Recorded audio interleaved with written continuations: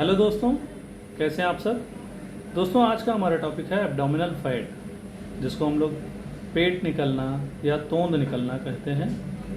इसी को हम लोग पॉट बेली भी कहते हैं। आज हम लोग बात करेंगे तोंद निकलना फ़ायदेमंद है या नुकसानदायक। ये आज का हमारा टॉपिक है। हम लोग आज इसी टॉपिक पर बात करने वाले हैं। तो चलिए दोस्तों, शुरू करते हैं। दोस्तों, इस टॉपिक में सबसे पहले हम लोग आज बात कर लेते हैं कि पेट निकलने यानी तोंद निकलने के कुछ फ़ायदे भी होते हैं। मैं आप लोगों को इसके 2 फ़ायदे बताऊंगा, वो भी हंसने हंसाने वाली बातें हैं, कोई सीरियसली नहीं लेगा।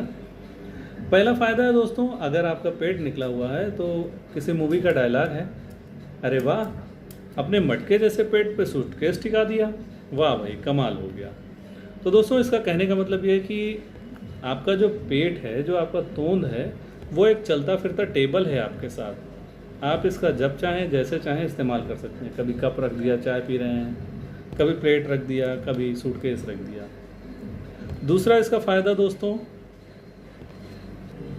अगर कोई आपके गाल पे चाटा मारना चाहे, आपके पास मारने के लिए आगे बढ़ रहा हो, तो आप उसको अपने तोंद से ही रोक सकते हैं, वो आपके गाल तक पहुंच ही नहीं पाएगा। तो ये तो 2 फ़ायदे मैंने आपको बताए। अब हम लोग अपने टॉपिक पे आ जाते हैं, जो थोड़ा सा सीरियस मैटर है। दोस्तों, ओबेसिटी यानी कि मोटापा 2 तरीके का होता है। एक पेरिफेरल ओबेसिटी यानी कि शरीर के पूरे हिस्से में मोटापा, जो थायराइड के पेशेंट में देखा जाता है, अमूमन थायराइड के पेशेंट में देखा जाता है। और दूसरा है सेंट्रल ओबेसिटी, जिसमें सिर्फ आपका पेट बाहर निकलता है। पेट बाहर निकला यानी कि एक खतरे की घंटी बज गई। अब आप कैसे समझेंगे कि आपका पेट निकल रहा है, तो उसके लिए हम आपको 2 फार्मूले बताएंगे और आपको उस फार्मूले का इस्तेमाल बताएंगे। आप खुद से ही कैलकुलेट कर सकते हैं कि आपका वेट जो है वो ज़रूरत से ज़्यादा तो नहीं हो रहा है, आपका हाइट और वेट का जो रेशियो है उससे ज़्यादा तो नहीं हो रहा। तो दोस्तों, आज का पहला फार्मूला है हाइट और वेट रेशियो से। जो आपका एक्चुअल हाइट है उसको आप सेंटीमीटर में निकाल लीजिए, उसमें 100 का माइनस कर दीजिए, जो बचेगा वो आपका मैक्सिमम वेट होना चाहिए किलोग्राम में। जैसा कि दोस्तों एग्जांपल के रूप में मैं अपना बताऊं, मेरी हाइट है 5 फीट 5 इंच। इसको सेंटीमीटर में कन्वर्ट करेंगे तो ये आएगा 160 सेंटीमीटर 167 सेंटीमीटर। 167 सेंटीमीटर को 100 माइनस कर दीजिए तो बचेगा 67। ये किलोग्राम में मेरा एक्चुअल वेट, मैक्सिमम वेट 67 तक होना चाहिए। अब दोस्तों, ये तो हो गया मैक्सिमम वेट, तो मिनिमम कितना होना चाहिए, इसी में आप 5 कम कर लीजिए। ये आपका एक रेंज हो गया। जैसे मेरा 67 आया था, उसमें मैं 5 कम कर दूंगा तो उसमें बचेगा 62, यानी कि 62 किलो से 67 यानी कि 67 किलो तक मेरा वेट होना चाहिए। इससे ऊपर हुआ तो मैं ओबेसी में आ गया, मैं मोटापे की तरफ आ गया, और इससे कम हो गया तो मैं माल न्यूट्रिशन में आ गया, कुपोषण में आ गया। ये तो हो गया हाइट और वेट रेशियो से। दूसरा तरीका है दोस्तों, अपने मोटापे को जज करने के लिए BMI, body mass index. Body mass index से भी आप पता कर सकते हैं कि आप मोटापे की तरफ जा रहे हैं या आपका वेट सही है। तो इसमें दोस्तों इसका फॉर्मूला है, BMI का फॉर्मूला है वेट अपॉन हाइट का स्क्वायर। BMI का फॉर्मूला है वेट अपॉन हाइट का स्क्वायर। वेट आपका किलोग्राम में होगा, हाइट आपका मीटर में होगा। तो इसको हम ऐसे भी कह सकते हैं कि BMI equal to kilogram upon metre का स्क्वायर। आपका जो वेट है वो किलोग्राम में है, जो हाइट है वो मीटर में। तो हम शॉर्ट फॉर्म में इसको ऐसे भी कह सकते हैं ताकि कोई कन्फ्यूज़न ना हो। BMI equal to kilogram upon metre का स्क्वायर। अब इसको एग्जाम्पल के रूप में देखते हैं दोस्तों। जैसे कि मैं अपने ऊपर लेता हूँ, मेरी हाइट है 5 फीट 5 इंच। मैं इसको सेंटीमीटर में निकालूंगा, सॉरी मैं इसको मीटर में निकालूंगा, तो ये हाइट आएगी 1.68, 1.68 मीटर। ये मेरी हाइट हो गई। वेट मुझे पता है 68 यानी 68 किलोग्राम। तो मैं फॉर्मूले में रखूँगा BMI is equal to 68 upon metre में हाइट 1.68, 1.68 गुणते 1.68। जब मैं इसको सॉल्व करूँगा तो ये मेरा BMI निकल के आएगा 24 नॉर्मल वेट है। अब ये नॉर्मल कैसे मालूम चला? इसका एक रेंज है दोस्तों, वो आपको थोड़ा सा लिख के कहीं रखना पड़ेगा या आपको याद करना पड़ेगा, जिसका BMI का रेंज 25 से 30 किलोग्राम है। 25 से 30 किलोग्राम पर मीटर स्क्वायर है, तो वो ओवरवेट है। 30 के ऊपर तो वो एक्सेस में ओवरवेट है। 25 से नीचे 18 तक, यानी कि 18 से 25 से थोड़ा कम, 18 से 25 तक ये नॉर्मल है। अगर किसी का BMI 25 के आसपास आता है या 25 से नीचे आता है 18 तक, तो वो नॉर्मल है। और अगर किसी का 18 से भी कम आता है तो वो अंडरवेट है। किसी का 25 से 30 के बीच आता है तो ये ओवरवेट है। 30 के ऊपर जितना भी गया वो ओवरवेट बढ़ता गया। तो ये उसका रेंज है दोस्तों। नॉर्मल कितना है? 18 से 25। मैंने कैलकुलेट कितना किया? 24, यानी कि मेरा था 24। अब अगर मेरा वज़न बढ़ता है, अगर मैं 25 की तरफ जाता हूँ तो मैं ओवरवेट हूँ, मतलब कि अभी मेरा ठीक है, मैं 24 पे हूँ। रेंज मेरा जो आया 24, और 24 एक नॉर्मल रेंज है। ठीक है दोस्तों, तो ये तो थे दो फार्मूले जो वेट को कैलकुलेट करने के लिए हाइट के हिसाब से हम लोग इससे जज कर सकते हैं, इससे एक आइडिया ले सकते हैं कि हमारा वेट कितना है और हमें कितना तक होना चाहिए। ये जो दोनों फार्मूले थे दोस्तों, ये दोनों मेल और फीमेल दोनों पे अप्लाई होते हैं। ठीक है दोस्तों, ऐसे ही आप अपने वेट को अपने हाइट के रेशियो से मैच करिए, और अगर आप ओवर हो रहे हैं तो आप इसको कम करिए, अपने वेट को कम करिए, नहीं तो आपको कुछ परेशानियां, कुछ बीमारियां लग सकती हैं। अब हम लोग उसी के बारे में बात करेंगे, इसका रिस्क क्या क्या है, इसमें क्या क्या ख़तरा है, क्या क्या इसमें हमको परेशानियां हो सकती हैं। तो दोस्तों, ख़तरे की अगर हम बात करें तो सबसे पहले अगर हमारा वेट ज़्यादा है तो हमको परेशानी हो सकती है हाई ब्लड शुगर लेवल की, यानी कि आपका ग्लूकोज लेवल बढ़ सकता है, आपको डायबिटीज़ की समस्या हो सकती है। पहली परेशानी, अगर आप ओवरवेट हैं, बराबर कांस्टेंट ओवरवेट आपका बना हुआ है, तो आप हाई ब्लड शुगर यानी कि ग्लूकोज लेवल आपका बढ़ सकता है और आप डायबिटीज़ के पेशेंट हो सकते हैं। पहला खतरा। दूसरा खतरा है हाइपरटेंशन, यानी कि high blood pressure. High blood pressure, अगर आपका वेट ज़्यादा है तो आपके हार्ट को ज़्यादा काम करना पड़ेगा, आपके मसल्स में, आपके सेल्स में ब्लड को पहुंचाने के लिए, तो आपका BP यानी कि हाई ब्लड प्रेशर या हाइपरटेंशन के आप मरीज हो सकते हैं। तीसरा खतरा है हाई ब्लड फैट। जब आपका फैट बॉडी में ज़्यादा हो गया तो ब्लड में भी फैट आपका बढ़ने लगेगा, जिसमें आपको कोलेस्ट्रॉल और ट्राइग्लिसराइड, आपके फैट में इसका लेवल बढ़ा मिल सकता है। तो हाई ब्लड कोलेस्ट्रॉल और हाई ब्लड ट्राइग्लिसराइड के बढ़ने का खतरा हो जाता है, और इसके बढ़ने की वजह से आपको हार्ट अटैक हो सकता है। क्यों? क्योंकि कोरोनरी हार्ट डिजीज़ इसमें डेवलप कर जाती है। ये एक अदर टॉपिक है दोस्तों, कभी इस पर भी बात हम लोग करेंगे। ये हार्ट अटैक आपको हार्ट फेलियर या हार्ट स्ट्रोक तक ले जा सकता है। पांचवा आपको इससे खतरा है बोन की प्रॉब्लम, जॉइंट्स की प्रॉब्लम।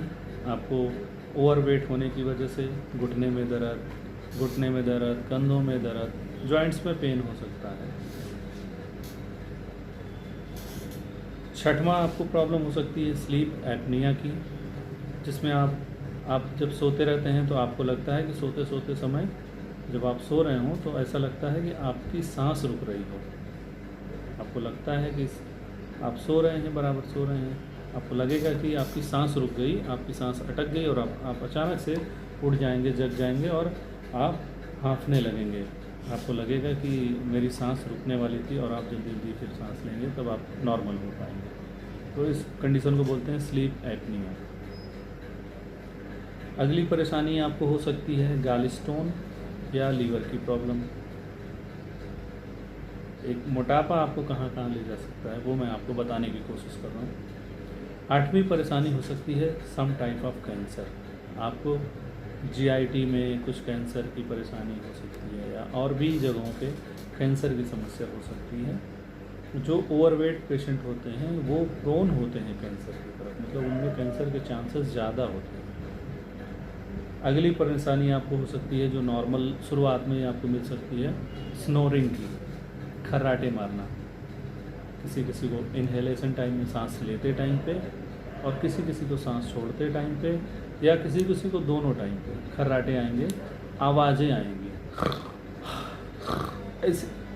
इस तरीके की आवाज़ें आपको मिल सकती हैं। तो आपके साथ में जो लोग सो रहे होंगे उनको परेशानी होती है इससे। आप खर्राटे जब जोर से मारेंगे तो कुछ लोगों की नींदें हराम हो जाती हैं, नींद ख़राब हो जाती है, उठ के बैठ जाते हैं, वो आपको जगाने लगते हैं कि ऐसा ना करो यार, मेरी नींद ख़राब हो रही है। तो ये तो हो गया परेशानी की बात। अच्छा, मैंने बात किया था हाई ब्लड प्रेशर यानी कि हाइपरटेंशन। ये हाइपरटेंशन की वजह से कुछ और भी परेशानी हो सकती है, जैसे कि आपको स्ट्रोक आ सकता है, मैंने बताया था। दूसरा आपको एथेरोस्क्लेरोसिस यानी कि हार्डनिंग ऑफ आर्टरीज हो सकता है, हार्डनिंग ऑफ आर्टरीज भी हो सकती है। तीसरा आपको हार्ट अटैक यानी कि हार्ट फेलियर की प्रॉब्लम हो सकती है। और लास्ट में आपको किडनी फेलियर की प्रॉब्लम हो सकती है।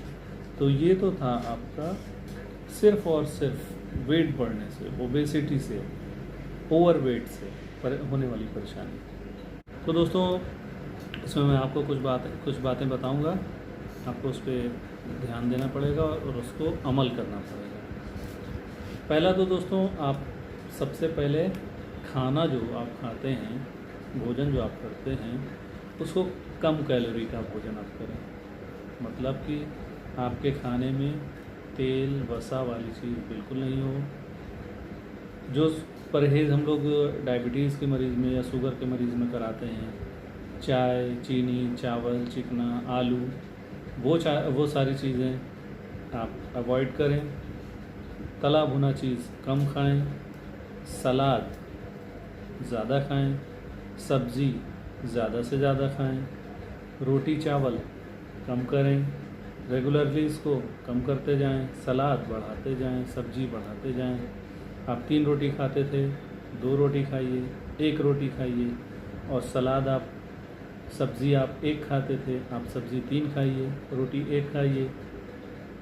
ऐसे करके आप, और ज़ीरो ऑयल का खाना खाएं, बिना तेल वाला खाना खाएं। ऐसा खाना बनाएं जिसमें तेल बिल्कुल ना पड़े, बिना तेल वाला। आजकल तो बहुत सारी चीज़ें, आप गूगल बाबा जिंदाबाद हैं, गूगल पे आप सर्च करिए कि ज़ीरो ऑयल का खाना कैसे बनाएं, आपको तमाम चीज़ें मिल जाएंगी। सलाद, सब्ज़ी, फ्रूट, जूस का खूब इस्तेमाल करें, पानी ज़्यादा से ज़्यादा पिएं, एक्सरसाइज बराबर करें। एक्सरसाइज में दोस्तों, एक्सरसाइज में जिस एक्सरसाइज से पेट की मसल्स आपकी ज़्यादा काम करें, ज़्यादा हरकत में रहें, वो एक्सरसाइज आपको करना है। जैसे कि एब्डोमिनल मसल की, जो आपके पेट की जो मसल हैं, एब्डोमिन में जो मसल हैं, जिसको एब्स बोलते हैं, जो लोग जिम करते हैं वो 6 पैक और 8 पैक एब्स बनाते रहते हैं, उनसे आप ट्रेनिंग ले सकते हैं। एब्स वाली मसल्स के बारे में, एक्सरसाइज के बारे में वो आपको बता सकते हैं। अगर आप जिम नहीं जा पाते तो आप साइकिल चलाएं, अगर आप साइकिल चलाने के काबिल हैं, अगर आप रोड पे आके साइकिल चला सकते हैं तो आप साइकिल चलाएं। अगर आपका डांस का शौक़ है तो आप डांस करें, स्विमिंग का शौक़ है तो स्विमिंग करें। इससे क्या होगा, मसल का टोन जो होता है, एब्डोमिनल मसल का जो टोन होता है या बॉडी की मसल का जो टोन होता है, टोन बढ़ेगा तो फैट आपका घटेगा। आप मेहनत करेंगे, पसीना निकलेगा, फैट आपका घटेगा। और एक्टिव रहें, कोई काम कल पे ना टालें कि कल हम एक साथ चार काम करेंगे, 4 काम के लिए उठेंगे निकलेंगे तो ये काम करेंगे, नहीं। आप एक्टिव रहें, जो अभी का काम है वो तुरंत ख़त्म करिए, फिर आपको जो दूसरा काम है फिर उसको कर लीजिए। एक एक करके जैसे भी काम आपका निकले आप उसको ख़त्म करते जाइए, कल पे ना टालिए, एक्टिव रहिए, चुस्तीले फुर्तीले रहिए। किसी ने कुछ कहा तुरंत हाजिर हो जाइए, ये नहीं कि अभी आएंगे तभी आएंगे, एक काम और ले लें तब आएंगे। सुबह जल्दी उठें, रात में जल्दी सोएं। ज़्यादा देर तक जागने से, रात में ज़्यादा देर तक जागने से और सुबह को देर तक सोने से भी वज़न बढ़ता है, इस पर भी खास ख्याल रखें। और जो लोग योगा करने के शौकीन हैं वो योगा में पवन मुक्तासन, एक आसन होता है पवन मुक्तासन और एक होता है कपाल भारती। ये दोनों एक्सरसाइज खूब करें, इससे आपका वज़न कम रहेगा, वज़न कम होगा, पेट अंदर जाएगा। दूसरा, जो लोग नमाज़ पढ़ते हैं वो नमाज में चुस्ती फुर्ती दिखाएं। नमाज को ऐसे नहीं कि ढीले ढाले तरीके से झुक गए, उठ गए, उठे जा रहे हैं, गिरे जा रहे हैं, जैसे हाथ पैर में दम ही नहीं। चुस्ती फुर्ती के साथ नमाज पढ़ें, उसमें भी जो भी स्टेप्स आपको लेने हैं चुस्ती फुर्ती के साथ। लगे कि हाँ शरीर में जान है, ये नहीं कि बस है पढ़ रहे हैं पढ़े जा रहे हैं, ये नहीं। थोड़ा चुस्ती फुर्ती के साथ, थोड़ा बहुत हाथ पैर फेंक के, हाथ पैर एक्टिव रहें। ऐसा आप करेंगे तो आपके मसल का टोन बढ़ेगा, मसल का टोन बढ़ेगा तो जो आपकी साइज़, आपका जो शेप है गड़बड़ हुआ है, जो फैट वगैरह इकट्ठा हुआ है वो गलेंगी, वो हटेंगी और आप चुस्ती फुर्ती से काम करेंगे, आपका वज़न कम हो जाएगा। तो दोस्तों ये तो था हमारा आज का टॉपिक, जिसमें हम लोगों ने बात किया एब्डोमेन पे जो फैट इकट्ठा हो जाती है, एब्डोमिनल मसल पे जो फैट इकट्ठा हो जाती है उसके बारे में, तोंद जिसको बोलते हैं, तोंद का निकल जाना, आज हम लोगों ने इसके बारे में बात किया। तो दोस्तों अगर आपको मेरा ये टॉपिक अच्छा लगा हो तो मेरे चैनल को सब्सक्राइब करें, वीडियो पे कमेंट करें, लाइक करें और शेयर करें अपने दोस्तों में। ओके दोस्तों, जय हिंद। कोरोना बहुत तेज़ी से फैल रहा है, आप लोग अपना ख्याल रखें, घर पे रहें, बिला वजह बाहर ना निकलें, जब भी निकलें सेफ निकलें, मास्क को पहन के निकलें और जल्दी से जल्दी कोशिश करें कि मार्केट से वापस घर जाएं। ओके दोस्तों, जय हिंद।